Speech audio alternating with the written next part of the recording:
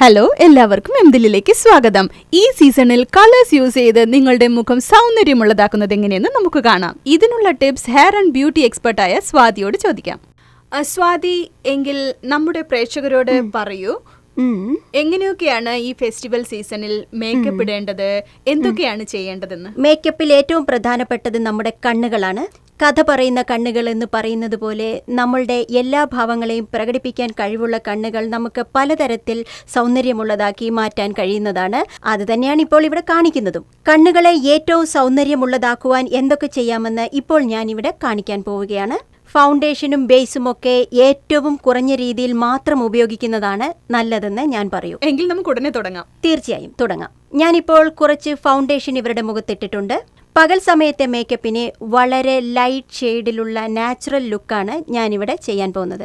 വളരെ സോഫ്റ്റായ രീതിയിൽ silverish golden ടിൻറ്റിലുള്ള ഒരു കളറാണ് ഇവിടെ. എപ്പോഴും വൈറ്റ് ഗോൾഡ്, അതായത് വജ്രം, പ്ലാറ്റിനം പോലെയുള്ള ഓർണമെന്റ്സ് ഉപയോഗിക്കുമ്പോൾ ഇതാണ് ഏറ്റവും നല്ലത്. കൂടുതൽ ആൻറ്റിക്കായിട്ട്, അതായത് മാരേജിനോ മറ്റോ ഒരുപാട് സ്വർണ്ണങ്ങളൊക്കെ ഇട്ട് ഒരുപാട് കയ്യിലും കഴുത്തിലും ഒക്കെ വാരിയിടുമ്പോൾ ഇതത്ര ചേർന്നെന്ന് വരികയില്ല. ഞാനിപ്പോൾ ഇവിടെ വളരെ കുറഞ്ഞ രീതിയിലുള്ള ഒരു ഷാഡോ മാത്രമാണ് കൊടുത്തിട്ടുള്ളത്.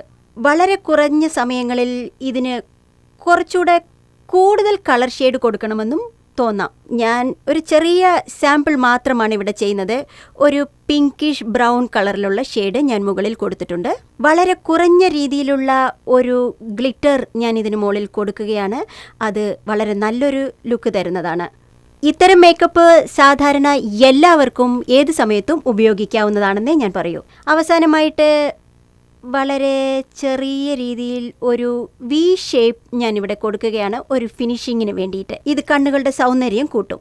ഇപ്പോൾ വളരെ ചെറിയ രീതിയിൽ ഒരു ലിപ്പ് മേക്കപ്പ് നടത്താൻ പോവുകയാണ്. ഒരുപാട് ഡാർക്കായിട്ടുള്ള ലൈനിങ് ഒന്നും കൊടുക്കാതെ വളരെ ലൈറ്റായിട്ടാണ് ഞാനിപ്പോൾ ഇവിടെ ലിപ്പ് മേക്കപ്പ് ചെയ്യുന്നത്.